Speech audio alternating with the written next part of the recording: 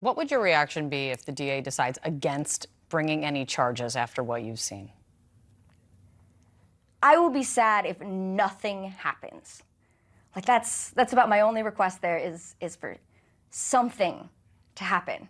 I don't necessarily know what it is. I'm not the legal expert.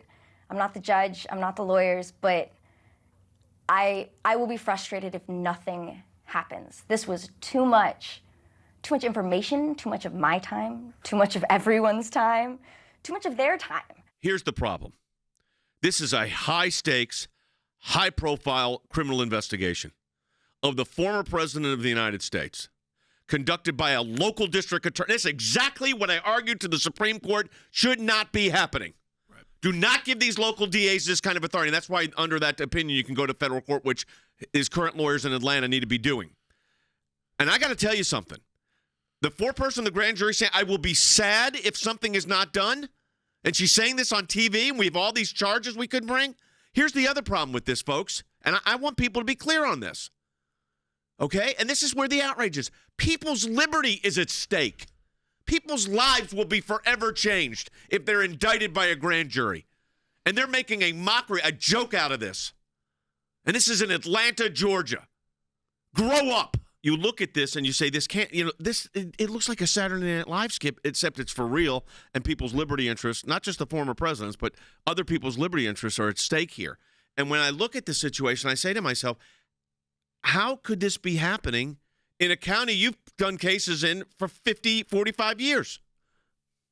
I've practiced law in Fulton County, Georgia for 48 years. I've been in Fulton Superior Court. I've been before the Fulton County Grand Jury. I've presented cases before the Fulton County Grand Jury. I've handled special purpose grand jury investigations. I've been before all kinds of grand juries seeking indictments in cases where I was the prosecutor. I have never seen a situation as outrageous as this, where the foreperson of the grand jury goes on a public relations tour displaying her silly artwork, talking like a child, like a 12-year-old, about what's went on in the grand jury proceedings, who took what oath, who took what privilege, who asserted what right, and did the things that they did were discussed in the grand jury and disclose that information. It is just an outrage beyond words. I've never seen anything like it. When you're selected for a grand jury, there's a criteria. You have to be a certain age. You got to be a resident of the state. You got to be a citizen of the United States, so on and so forth. And then you're given instructions. And those instructions tell you what you can and cannot do.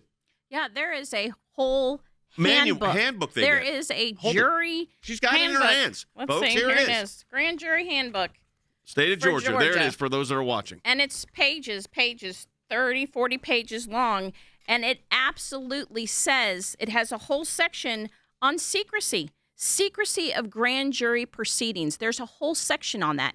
And the oath that you take specifically tells you that you cannot, there's a secrecy requirement. You shall keep the deliberations of the grand jury secret. She's violated that.